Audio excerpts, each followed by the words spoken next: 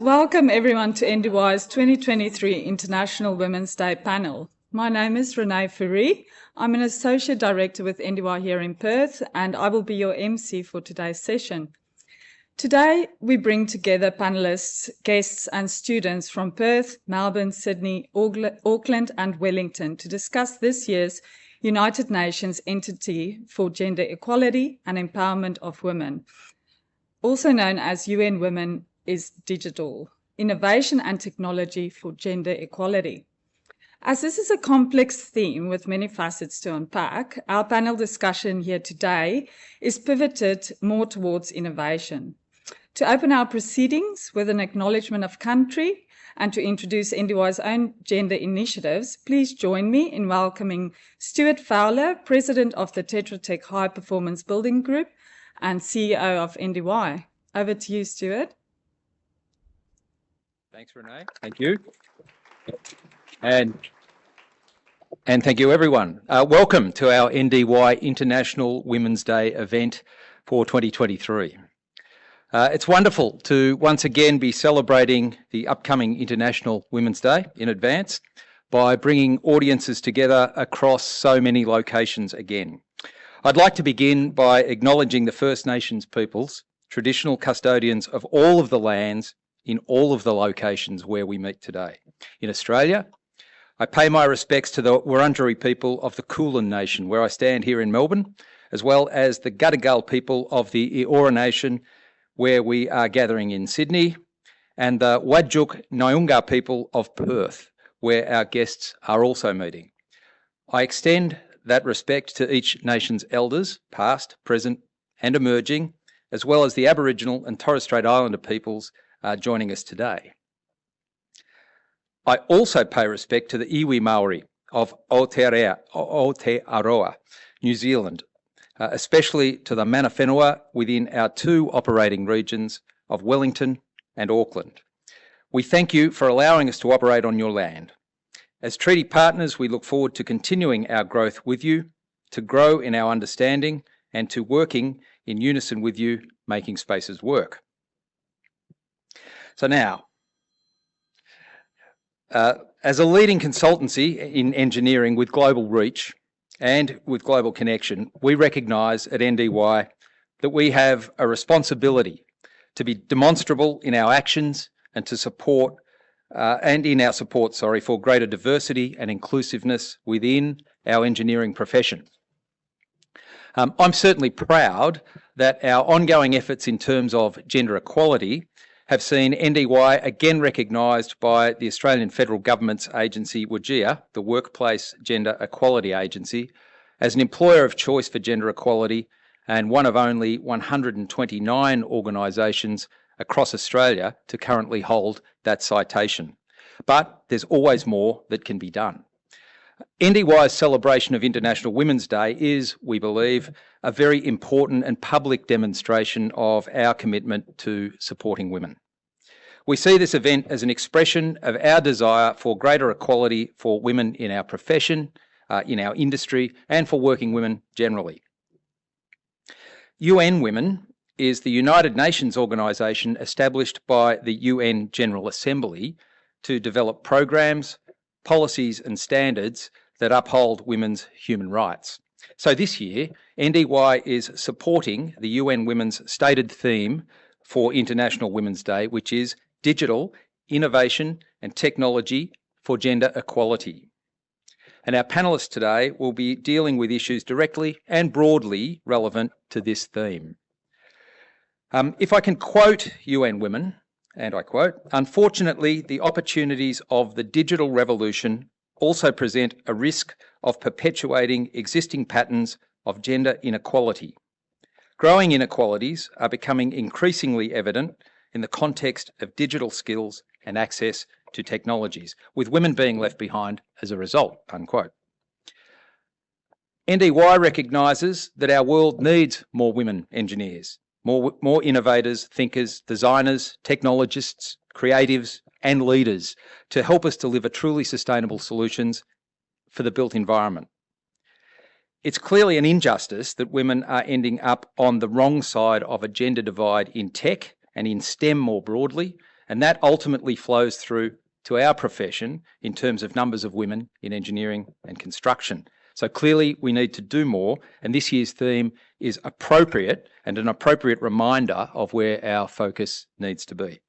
So today's panel discussion hopefully helps shine a light on related issues by discussing the challenges and solutions that we can all address to move the needle on gender equality collectively. So thank you. Thank you today to all of our audience in person and online for your participation in this event. Your support is critical and it helps drive our collective understanding of issues important to us all. Thank you too to our incredible panellists, who Renee is about to introduce more formally from Perth. I want to thank you all for your participation today. We are so very fortunate indeed to have such outstanding women assembled for today's session. And on behalf of everyone at NDY, I want to sincerely thank you for your participation today. So thank you indeed. So Renee, now I will hand back to you to formally introduce our guests. Thank you very much. Thank you, Stuart. We're excited to welcome our panellists for this year, but before I introduce them to you, I wanted to highlight a notion of a yarning circle stretching across multiple cities, with technology enabling us to share experiences and journeys. My hope for today is that the experiences shared here by our panellists will resonate with you and inspire you to drive change not only in your organisations, but also in your communities. Without further ado, I'd like to introduce our panellists to you. Joining me here from Perth today is Anna Broughton. Even though Anna couldn't be here with us today, I think technology again is aiding us in facilitating Anna to join us here today. So welcome, Anna. Thank you for joining us. Anna is a director of Bridge 42 and known to many of you here in the room, a national management consultancy firm specialising in project management, advisory and development management in the property space. Anna worked her way from assistant project manager to the company's board over her 18-year career. She has forged the path for females both in her company and the construction industry, being the first female associate director, shareholder, state manager, and now director at Bridge 42. Welcome, Anna. From Melbourne, we welcome Lisa Kelly. Lisa is the Melbourne office director for NDY. Beginning her career with NDY as a mechanical engineer, Lisa expanded her engineering expertise to include fire engineering and sustainability, with a specific focus on existing commercial buildings. Lisa leads a team of over 120 engineers, consultants, and technical leaders in Melbourne to deliver sustainable projects for our clients. Welcome, Lisa. From Sydney, we are honoured to be joined by Karen Iles. Karen Iles is the founder and the principal solicitor of Violet Co Legal and Consulting. She's passionate about inclusion and diversity. Her focus on women and Indigenous people reflect two parts of her identity: a woman of Darug Aboriginal descent. Violet Co works with businesses and for-purpose organisations to assist them to leverage their core business to positively impact women and Indigenous peoples. This includes looking at a business holistically, how core business offerings, corporate social responsibility initiatives, human resources, supply chain governance, policy and strategy interrelate, how to enable everyone in the business to connect with a social purpose in their day-to-day, how small tweaks, connections and relationships can make a difference. Welcome, Karen. Joining us from Melbourne is Alison Mirams. Alison is the executive chair of boutique Tier 1 construction company Roberts Co., having also served as the founding chief executive officer. The company was founded in January 2017 and within the first 5 years has 280 employees and workbook over $1.5 billion. Having worked in the construction industry for 25 years, Alison is deeply passionate about addressing the systemic issues that exist in the construction industry and attracting and retaining more women in the industry. Welcome, Alison. Kia ora. Also joining us from New Zealand is Jo Miller.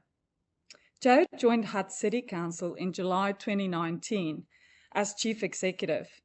A UK qualified lawyer by trade, Jo's local government career spans 30 years.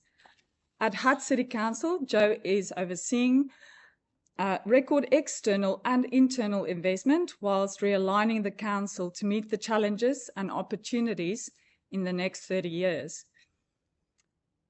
Welcome, Jo.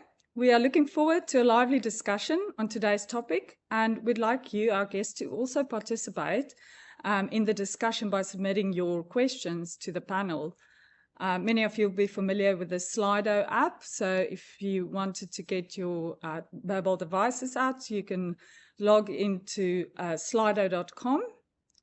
And on the first page, there's a participant box with where you would need to enter a code in. I've written the code on the whiteboard there. So if you would like to participate and ask any questions of the panel, we'll have 10 minutes at the end to go through some of those questions. But we have prepared some questions in advance, and I look forward to starting the panel discussion. I'll start off today, and I might throw the first question to you to start off with, but I really want everyone on the panel to answer this first question. So I'll start with you, Anna. The change achieved through having more women in leadership goes beyond role models. What are the tangible impacts that you've experienced during your career from having women in leadership? Thanks, Renee. I think, first of all, there hasn't been a lot of women in leadership in the construction space to look up to as I was a junior. And I'm excited that as the females coming through their organisations now, that they can look up and see that there are females in senior leadership roles, on the boards, etc. But I think it's also important when it comes to role models and female leaders across multiple disciplines as well. I'm very fortunate to have friends in the government, engineers, in health and other particular organisations to draw from their experiences and my own.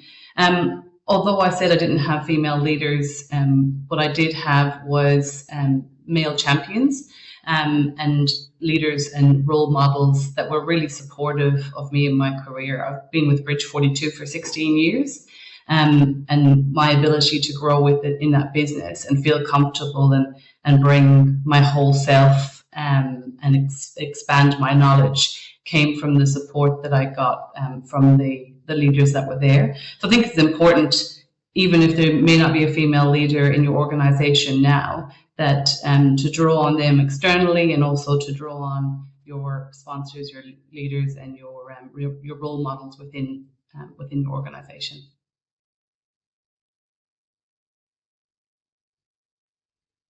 Being in the industry that we are, it is very important for us to have those male champions that surround us.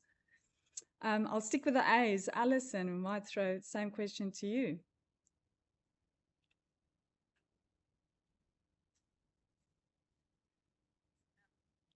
Women think differently, whether we like to acknowledge it or not, we do. So when you're designing, if you can have women in your team, you can think about how the space will be used at the end of the day. A very simple example I give to staff all the time is when you're designing a shopping centre and you need to design a nursing room. If you haven't had a child, you don't know what to put in a nursing room. I know I didn't until I had my son. Another very simple example, when I was at Lendlease, we had all male general managers around the country except for me in New South Wales, and we'd get together every few months and talk about safety issues, and one day they said, we're going to mandate longs, long sleeves, long pants. And I said, well, that's really interesting, but I've got a dress on, so if we had a safety incident on a site today, I couldn't go to site. And they said, no, you'd have to get changed. I said, well, you don't have to get changed. Why do I have to get changed? And I had on it was a 3/4 sleeve, it had no collar, and it was down to my knees. It was a wrap dress. And I said, who's this for? And they said, everyone on site. And I said, okay, so if your client is a girl or female, are you going to tell her she can't come to site? Yep. I said, well, that's not going to work. What's the issue? And so they actually changed the policy. They didn't implement it, and you could have skirts, you could have 3/4 sleeves, you didn't have to have a collar. And it was only because I held the mirror up and said, actually, that's not going to work. It's not going to work for me. It's not going to work for our clients. And it wasn't malicious what they were doing. They just didn't think about it because they wear pants and long sleeves every day. So very simply, the more that you can have people around the table thinking for everyone who's going to be affected by it, you get a better result for your business. Thank you for sharing, Alison. We'll stay in the same location. Lisa, I'll put the same question to you. I'm the same as Anna, actually. I haven't had that many female leaders directly in my working life coming through an engineering firm, but the leaders that I have had have been so supportive and amazing to foster my career growth, which has been great. I think I appreciate having different leaders and experiencing different leadership styles to look up to. And one in particular I can think of is actually the principal at our primary school that my kids attend. He's a really introverted leader. He's very shy. He doesn't like public speaking, but he has been amazing at our school actually in terms of being a leader, and he's done that by really investing and empowering the staff there.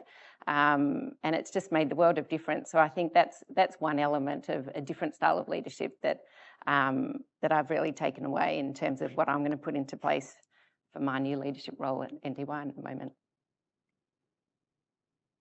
Thank you, Lisa. Yes, I think it's important for us to realise we have a support system around us, and where you might not be comfortable with something, there's always someone around you that can assist with fulfilling the role. Joe, we'd like to hear from you next, please. Oh, kia ora koutou katoa. I met up with my first boss this weekend. He's a bloke. His name's Jerry, and he's the best boss I've ever had. I will say I've had good bosses and bad bosses, men and women. You learn from them both. You learn from the good, and you learn from the bad. But one of the things, just picking up on the theme, is that diversity. McKinsey have shown that the companies that are the most diverse in every sense offer the most shareholder value. They offer the most growth, and conversely, those with the least diversity actually track the least. So in terms of profitability and what companies do, then the more diverse, the better. But just echoing that whole thing around not having a diverse team around you just encourages groupthink, whether that's about gender, sexuality, race. I just checked up on the news to make sure that my stories were still right. There are more men called Dave in New Zealand who are CEOs than there are women. And in the UK, there are more FTSE CEOs of companies in the FTSE 250 called Michael or John than there are women or ethnic minorities. And what all that means is that we miss out on talent. So I'm really clear in my role that it's important for me to be intentional about bringing on talent to make sure that the organisation is the best it can be, that it can deliver the best outcomes, but we actually have services that suit our people. So be intentional, and that's certainly a takeaway I took from when I started, being the first at everything, when it did feel a little bit visible, but it's never held me back. In fact, I've used my difference to my advantage. Thank you for sharing, Joe. That was excellent. And Karen, I'd like to hear from you next. Yeah, I think thank you for raising those statistics about diversity, because there's proven time and time again that diversity doesn't just equal profitability at the bottom line of a company, but it has a direct correlation to innovation. And I think that kind of thinking through our teams and thinking through diversity of thought as well as diversity of lived experience is really critical to be able to bring the right solutions to our clients in whatever profession we're working in. And I think one of the things with diversity around the team, and that not just because someone is a woman doesn't mean we all think the same. Just because someone is Aboriginal doesn't mean you even share the same culture. There are so many cultures in Aboriginal and Torres Strait Islander nations around the country. So how to make sure that when we're looking at that kind of diversity of thought, that to the point a moment ago about groupthink, that we're not getting the same thinking. And I think you sometimes, it's a bit of an overused example, and apologies for anyone in the room that's been to one of these types of schools, but my son goes to one of these types of schools and I detest it. But he goes to a very wealthy private boys' school, and the groupthink that happens there, and even though there are boys of different races at that school, they're all thinking the same. They're all probably called Dave and John as well. So, you know, how do we make sure that when we're looking at these roles in leadership, that it truly is diversity of thinking, not just from someone's gender that they show up with, but also, you know, how they approach problems, because we know that it will lead to better outcomes. For me, I've mostly worked in male-dominated industries, so I've mostly had blokes in my professional life that I've looked up to. I've worked in, you know, law firms, male-dominated, IT company, law-dominated, Big Four accounting firm, super male-dominated, construction industry, very male-dominated. So for me, working for myself now, my role models and mentors actually tend to be my clients, and my team. So. That's great. Thank you, Karen. I'll put the next question to Anna again. What are some of the initiatives that you've seen or implemented to enable people to bring their whole selves to work? Thanks, Renee. I've been thinking about this because it comes up a lot about bringing your whole self, and sometimes, I don't know about the other leaders in your business, they almost panic that people are just going to, I don't know what they think they're going to do when you say, I'd love people to bring their whole self. At the end of the day, you know what, if you wear suits, you're going to continue wearing suits. There's no one I know that wears a suit just on the weekend around their house. So we all we all have an element that is different, and we show up slightly differently when it comes to our working life. But the whole self and that whole comment, it has to be that you're not acting, you're not surface acting, you're not deep acting, because first of all, how exhausting would that be? We have enough to juggle without having to try and be someone completely different in the workplace.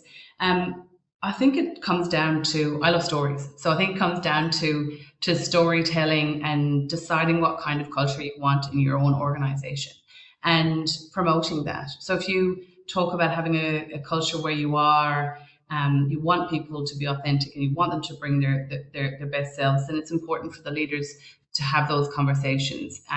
For example, I'm a mum of two. So if I'm going and I want to go to an assembly, or I want to go and watch the kids at sports day, I make a sing and dance about it when I walk out the door, that's what I'm going to do, because I want people to know that that's not just lip service, it's actually how we think, and we want you to think as well.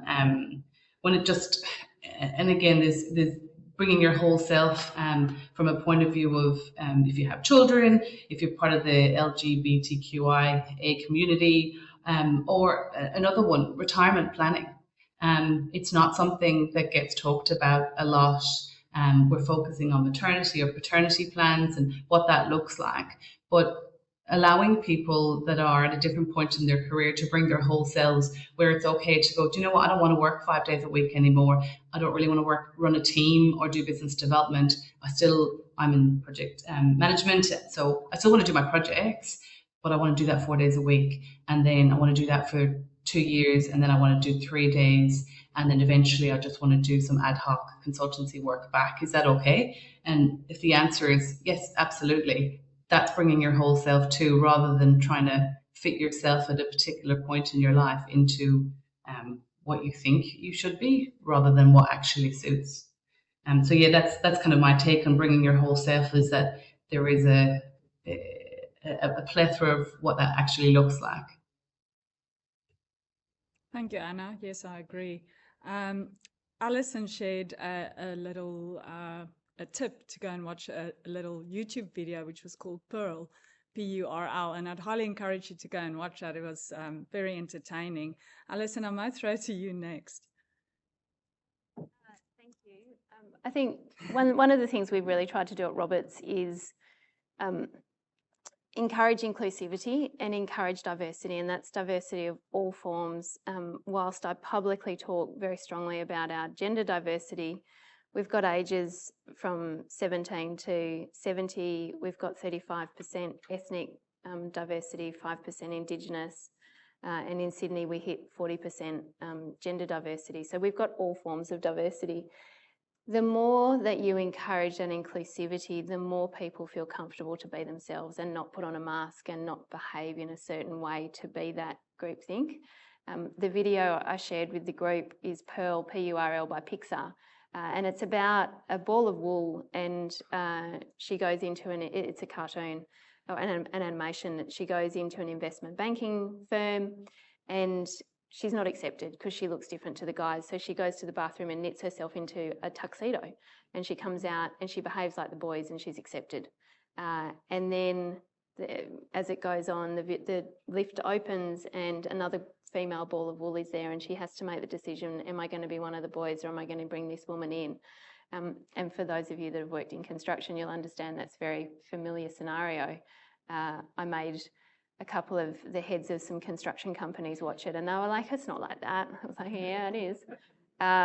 So I think it's just about having a really inclusive environment where you encourage employees to be themselves. During COVID, or at the tail end of COVID, we're back in the office, and one of our project managers was working from home, and he's got a young daughter, and at the end of the meeting I said to him, is Anne awake? And he's like, I don't know. And then I heard him scream, is Anne awake? I was like, well, she is now. And I said to him, can you bring her in? And he brought her in, and we saw Anne and said hello to her on the screen. And all the guys afterwards said to me, oh, that was so nice. It was so nice to see her. So it's little things, you don't have to do a lot, but it's just making everyone feel really safe and included so that they can be themselves. I think I might just add something in. I think it's also getting to know everyone in the office. Yeah. And I think, that time in COVID where we didn't quite get to know, there were people that joined that you probably didn't get to meet properly. And we've just instigated a program where we spin the wheel each Monday, and 3 random people in the office have to go out for coffee that week, just to really encourage everyone to get to know each other again. And I think that really helps with acceptance and diversity and bringing your whole self along. That's a great idea. Yeah, love it. Thank you for sharing. Yes, we're doing something similar here in Perth, which we call Coffee Roulette, which is probably a similar thing where we're encouraging people that might not typically work on projects together to just go out and have a coffee and get to know each other. So that's great. Jo, would you like to share with us some of the initiatives you've seen? Oh, sure. I'll probably talk about Te Whakarangi, Hutt City, since I've come to Aotearoa. So firstly, one of the things you will never, ever hear me say, how many people have, when you're going for a promotion or something, you'll say, you've got big boots to fill, you've got big shoes to fill. Has anybody ever heard that? I will never, ever say it. Wear your own shoes to work.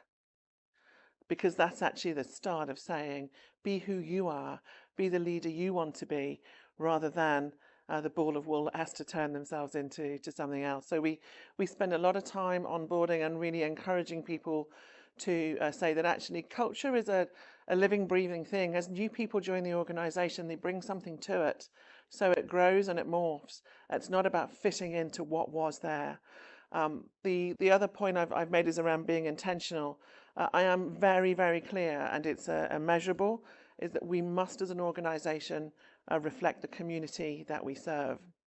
So to do that, for example, in 2019, our website didn't have a word of Te Reo, and now it is bilingual. As a woman from the UK, and you said 30 years, so obviously I started when I was about 12. The last thing I wanted to come across was a colonising POM, because I think Aotearoa has had enough of that, right? So again, for me, immersing myself in Te Māori and in Te Reo is sending a message to the workforce that we must become a biculturally competent organisation, because the beauty of New Zealand is its bicultural nature wrapped around by multiculturalism. I think it's incredible that in my son's school they speak 26 languages, and at the mihi whakatau, to welcome everybody, all of those things are there. So celebrating and recognising difference is some of the things that we do. We raise the rainbow flag, we celebrate Diwali, we celebrate all those different types of things. We actually ask staff to identify the things that defined them, and it included things like dog lovers, yarn bombers, all sorts of different things, and then we've just shown that level of difference across the organisation. So I think for me, it's being intentional, recognising difference and celebrating it, and being very open and always assessing your organisation. We are constantly asking staff how they feel, and that we don't do coffee roulette, but this took me ages to be able to learn to say this word. I do an all-staff Zoom with 500 staff we have once a month, and the start of that is we do a bit of whakawhanangatanga, which basically means everybody getting into a bit of a breakout room and doing various different things, and that's really helping connection in the organisation, because we know that a connected workforce and a connected organisation will actually deliver better outcomes for our city. Thank you, Jo. There was some amazing initiatives there, which I'm sure all of us can have a think about how we can approach this differently. Karen, I'll throw to you to answer this one as well. Really keen to hear your thoughts on what you've seen. Yeah, I think where to start? I think for me as an Aboriginal woman, relationships are absolutely paramount in everything, and so to be working in a space where you don't have those close relationships is a bit weird. And I think, when you've been in teams where you don't have that understanding of each other, I don't think you bring out the best in each other. You don't have that empathy. It's harder to ask for help. It's harder to bounce off each other. And we all have things going on in our lives, and they're amazing to share in good, and also have that support from your work colleagues in bad as well. And that sense of family and belonging, I think, is a great way to retain people. And at the moment in this type of workforce, we're all wanting to retain staff and retain the knowledge that we've built up and retain, amazing people. So for me, that sense of relationality is a really important thing. And I think to give some examples of, where I haven't felt comfortable to show up as a Aboriginal woman and talk about my Aboriginality, I've only now, working for myself for the last 4 years, really spoken a lot about my Aboriginality, because I don't look the way people want Aboriginal people to look. And when I worked for a legal practice, despite the fact that I, on my intake forms, tick Aboriginal, I led the pro bono and responsible business function for a law firm. Our priority was Aboriginal programs, yet I was perpetually being told through all levels of the organisation, oh, but we need an Aboriginal person to contribute, or an Aboriginal person to lead these programs. I'm like, I keep saying it.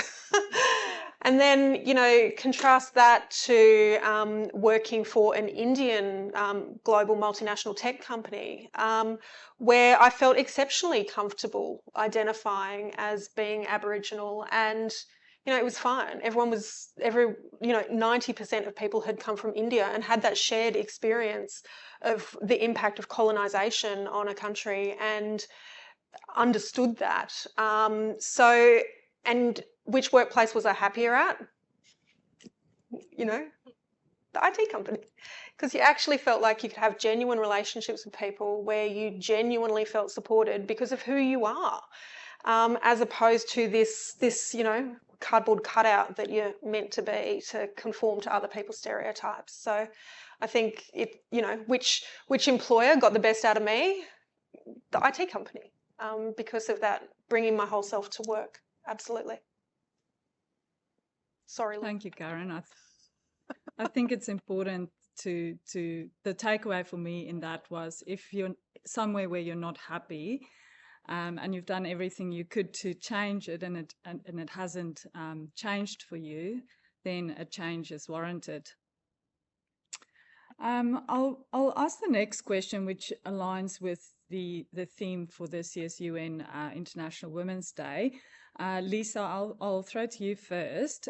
Innovation is a key driver of change and critical to achieving equity for all. What innovations have you seen, and what do you personally think you can do to make changes in your particular field or industry?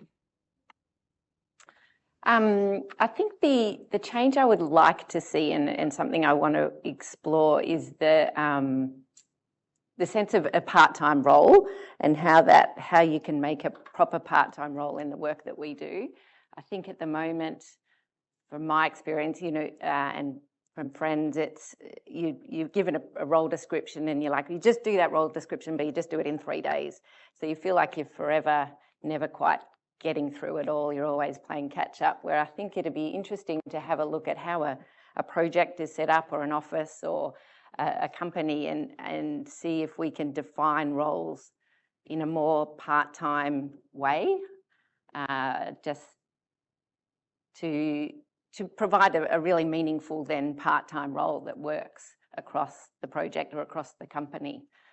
I think that would be an amazing equaliser and equity, an equitable way to work. Yeah, that's an interesting one and a difficult one, but male and females will certainly benefit from that if they chose to do part-time work. Alison, I'll throw to you next. One of the innovations that we've pushed very hard is working 5 days a week.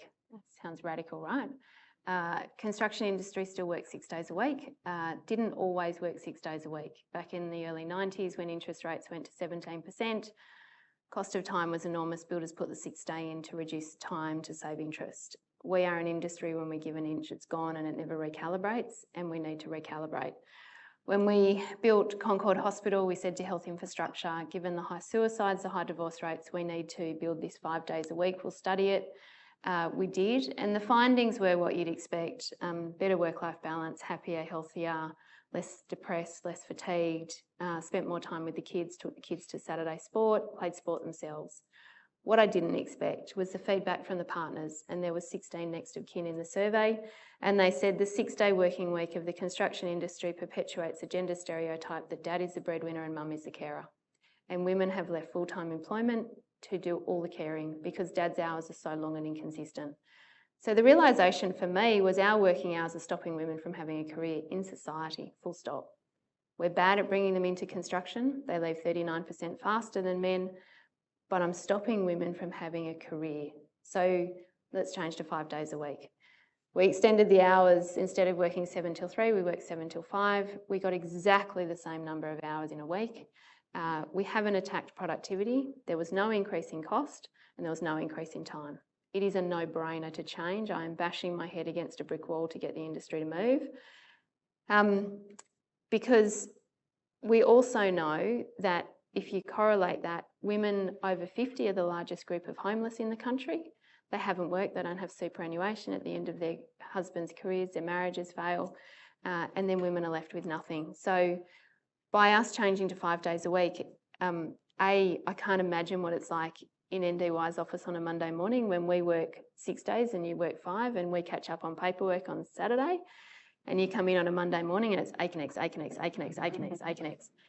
That would go. So we need to just recalibrate and give people back their lives and say it's not okay to be pushed. Clients say to me, if it costs more, it takes longer, I won't do it, to which I say 190 workers commit suicide every year. So if I told you our tender was $100 million, it'd take 24 months and I'll kill 3 people, there's not a client in the world that would take it. But that is the reality of the industry. So we need to recalibrate. We get so many health and wellbeing benefits, but it enables women to go back to work if they choose to and to have a really meaningful career. I only have my job because my husband does 50% at home. And if I'm honest, he probably does 60%. So it's about us. It doesn't sound radical. It's enormously radical for the industry. 5 days a week, let women have a career if they want to. and make people's lives much, much easier. And then we get an equitable society. We're the third largest industry in the country.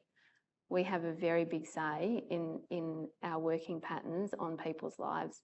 So if I can just say to everyone in the room and online, if you see a dad who's in your office at 5 or 6 o'clock at night, there is a wife that left to pick up kids. That's okay 50% of the time. It's not okay more than that. So I'm now focused on getting dads out the door. What's the backlash from people not going down to 5 days? What are they saying? Enormous personal attacks on me. If you Google my name and David Chandler's, there's a great AFR article when he attacked me. He retracted all of his comments on LinkedIn, but not before I screenshotted all of them. He never apologised, full stop. A lot of them say it'll take longer, and it didn't. If you think about the industry, we say to people, don't do it today, you can do it tomorrow and I'll pay you double time. So we're rewarding slow behaviour.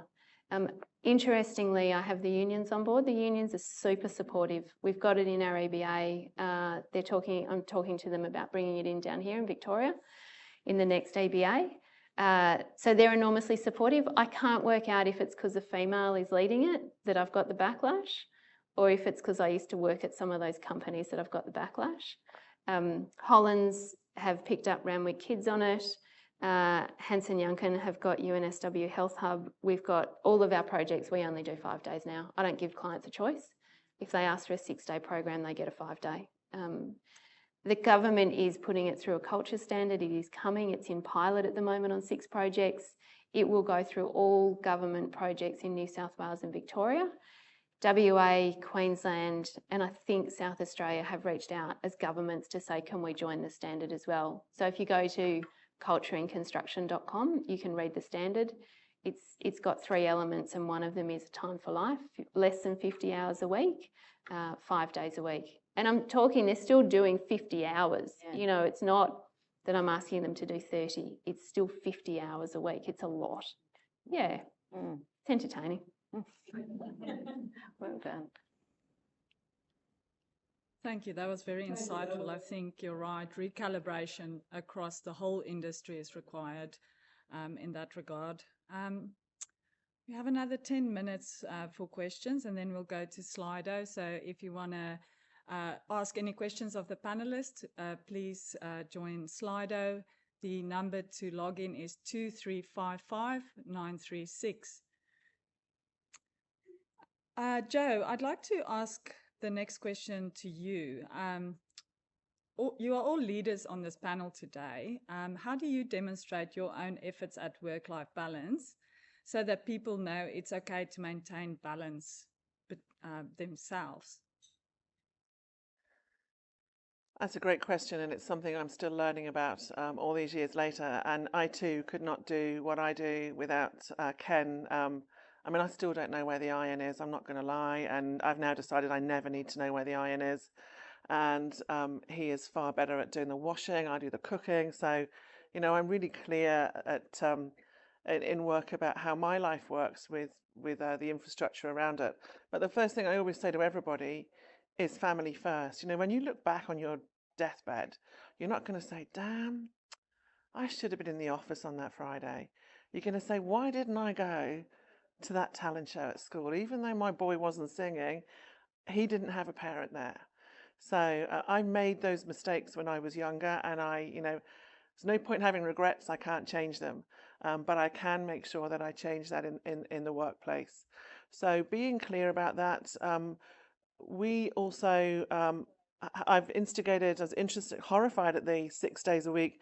The working patterns when I started were all 5-day, 40-hour contracts. We now have a work anytime, any place, any type of arrangement you want. So we have term time working. So all the working patterns we have really demonstrate that you can be a parent or a carer for people who are elderly. I don't care if you need to go out for 3 hours in the middle of the day to support aged parents. I care that the work gets done. The other bit that we do as a leader is not only, whilst I have 500 staff, we have a massive capital program. And a lot of our work, even in our operations space, is done by contractors. So if I'm not measuring them about whether they're a living wage employer, about what they do for the environment, about what they do to support their workers, how they train them, then actually I'm just passing off my leadership obligations. So we are very clear as leaders about how we demonstrate things ourselves in the workplace, but also how we demonstrate in our interactions with others who do things on our behalf. And we are seeing some quite significant cultural changes as a result of that. That's great to hear, Jo. Thank you. Anna, I'd like to throw the question to you as well. Thanks, Renee. I think this week has been the ultimate test of balance.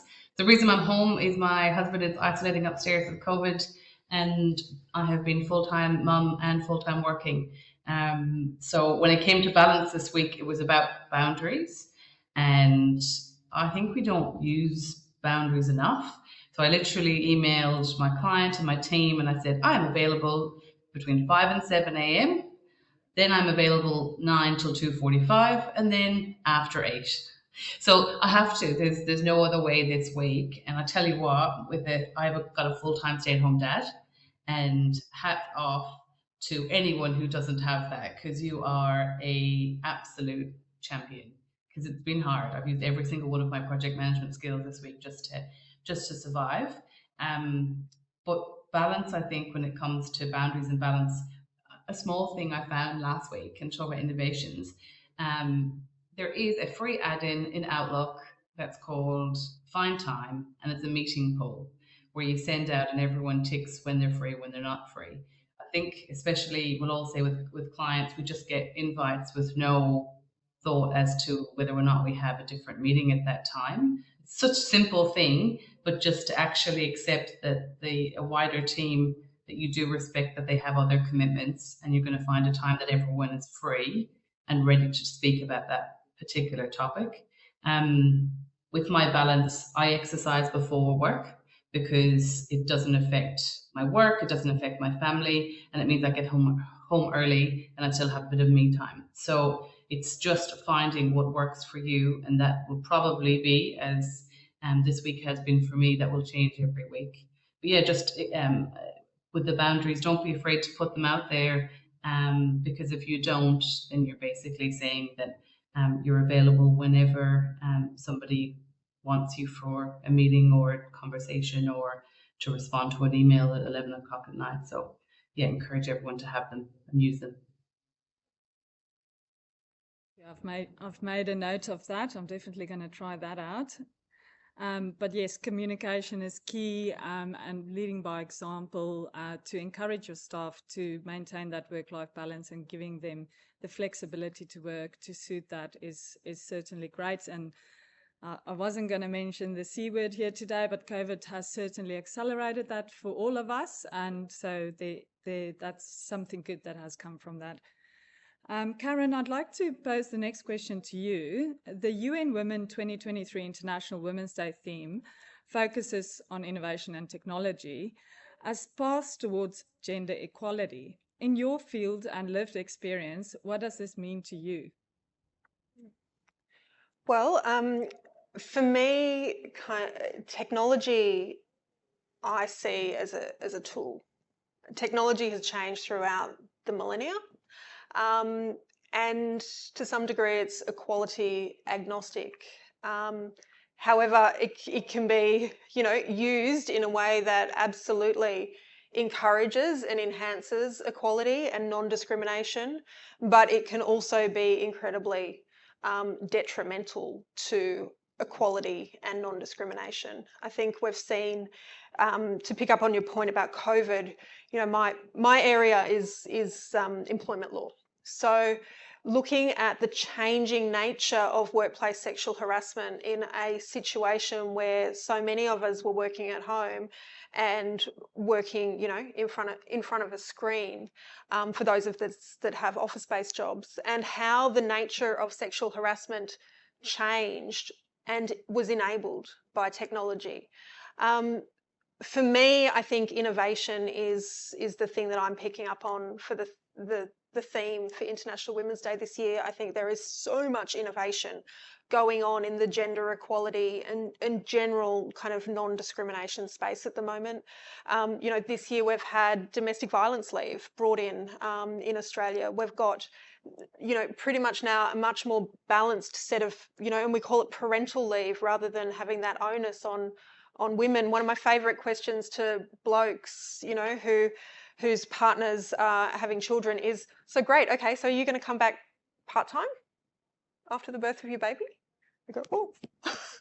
So how do we create, you know, innovation in thinking about gender inequality? Because we know that when we fix some of those inequalities, whether it's violence against women, pay equity, discrimination in all its forms, that then we can kind of get to that equality. Sometimes technology can help, but often even just ideas and conversations is where innovation happens. And for that, we need collaboration, relationships, and bringing our whole selves to work so that we can have those really awesome and challenging sometimes and amazing and exciting and full of spark ideas that come forward so that we can actually change the dial. Because at the moment, the dial is not shifting. So bring it down a notch again, you know, we've still got approximately 20% pay inequality in Australia. So women in Australia should technically knock off work at some point in mid-October and have the rest of the year off because it's technically unpaid. We have, as Alison said, you know, the fastest and largest growing population of homeless people in Australia is women over 50, which is an absolute shame. And we have 1 in 3 women being subjected to violent crimes in their homes called domestic violence. We have 1 in 5 women traditionally victims of sexual assault, but unfortunately that figure has now gone up to 51% for women who are under the age of 21. Sexual assault is the only crime in Australia that is rising. And that's absolutely fundamental to gender equality. So thinking outside of the box about how we can tackle some of these uncomfortable, gnarly kind of questions requires us to bring our whole selves, requires imagination and pushing the boundaries. And I think that this is the year to do that. So, thank you for sharing that. I might go to Slido next to ask a few questions. We have around 10 minutes left. Let me just see. This is always a good one. Alison, I'd like to throw this one to you. What's a myth about women in the workplace that you'd like to debunk?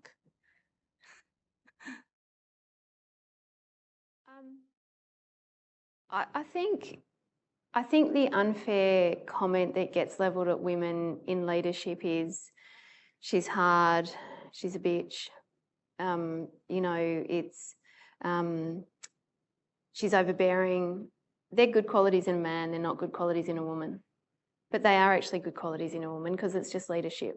And, you know, you don't want it too much, but we shouldn't be looking at women and men differently. It's leadership. And women tend to get judged so much harsher in a leadership role.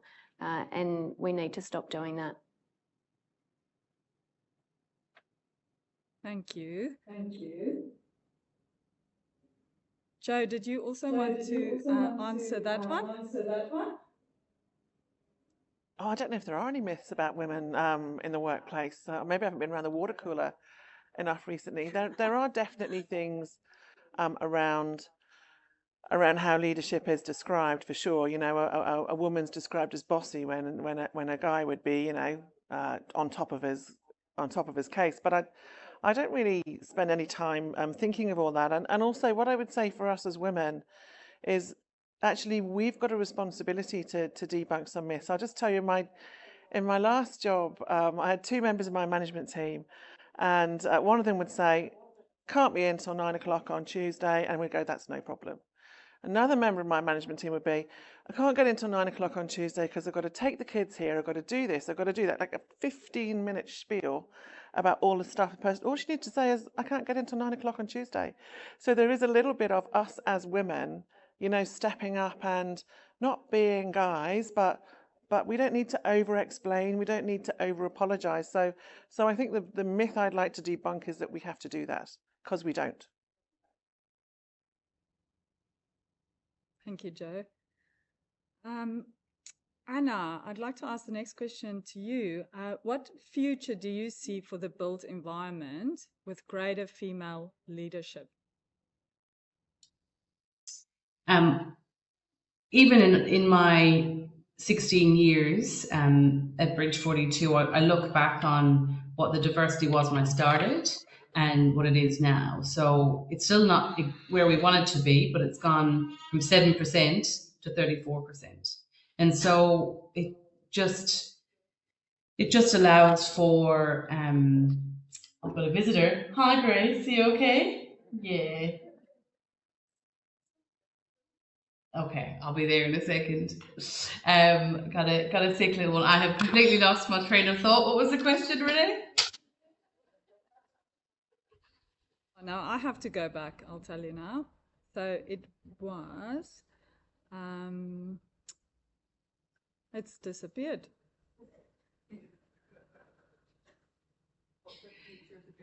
Oh yes, future of the, thank you, future of the building industry with more women in leadership positions. For me, I had a really blessed career thus far in the construction industry. I don't have war stories. I don't have stories about how I was, you know, looked over or treated differently. So my want for the future is that my story is just the norm, not the exception. Thank you, Anna. Lisa, I'll ask the next question to you. How do you consider equity and diversity in the projects that you work on and or the clients you work for? Sorry, say that one again, Renee. Oh my word, I don't know why it keeps disappearing on me. Sorry.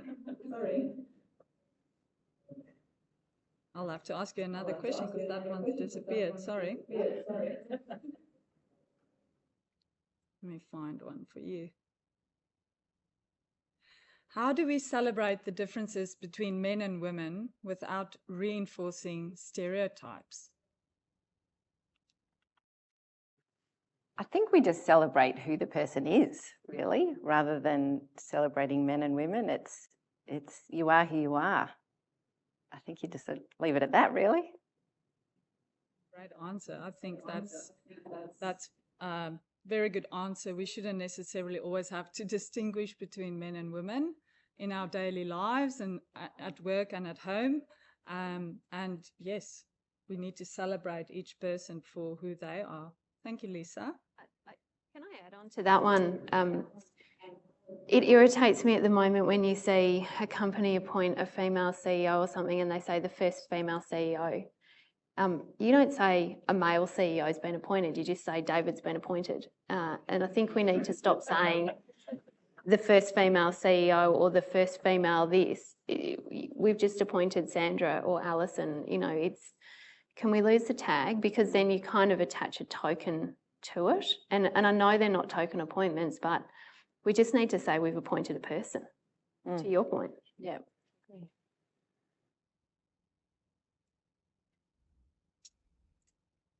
Jo, I'll ask the next question to both you and Karen.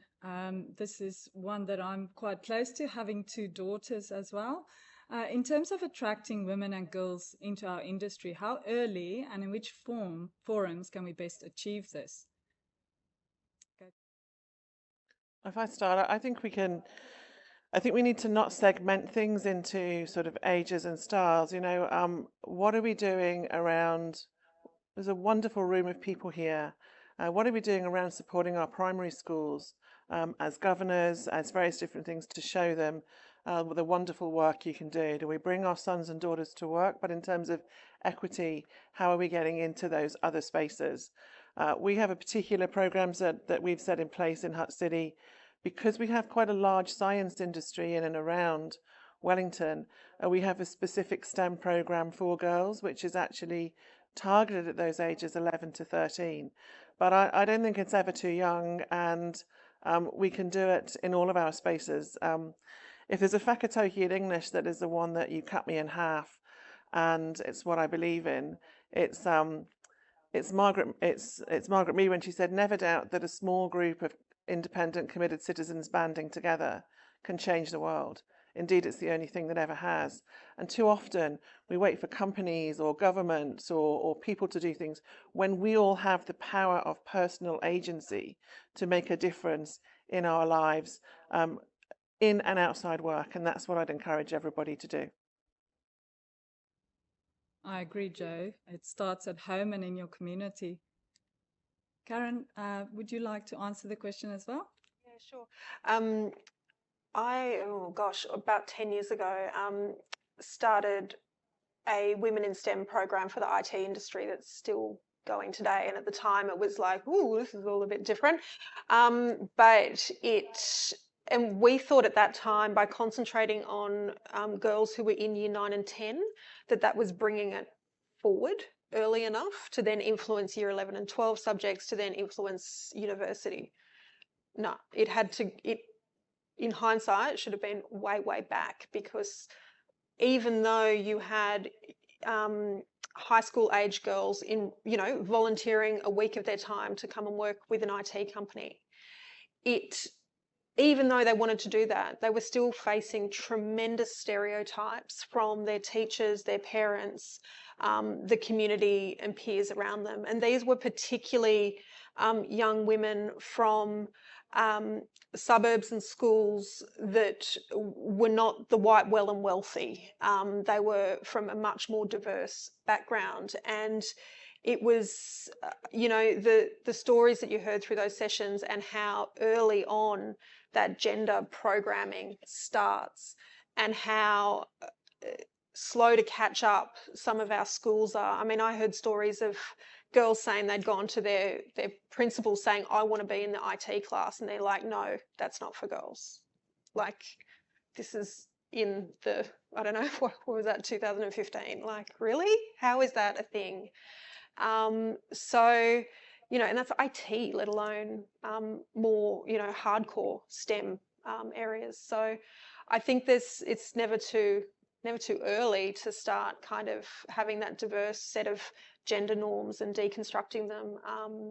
We've got to start early, I think, and make sure then when women get into workplaces or other people who are not usually in that occupation, that we're creating really beautiful, diverse, inclusive workspaces, so that all that hard effort that companies are putting into, working with high school students, primary school students, university students, scholarships, all these programs that we all do in our corporate lives, what you then don't want is this revolving door that I know exists in the construction industry, particularly for women, that they, come into a workplace and, have a really crappy experience and leave, and all of that 2 decades of work to get them into the industry goes out the window. So that focus on inclusion is something that we can all be doing in our day-to-day. Thank you, Karen. I can't agree more. The earlier you start, the better. So that actually brings us to the conclusion of our online event. That's certainly gone by really quickly for me, and I really hope that everyone has been able to take away something here today that they can adopt in their workplace and or community and or family. So I'd like to thank each and every one of you and the participants in all the other locations for joining us here today. I think it's been a great success, and I look forward to the next year's event where you will all be guests and listen to some other stories shared from other panelists. Thank you, everyone.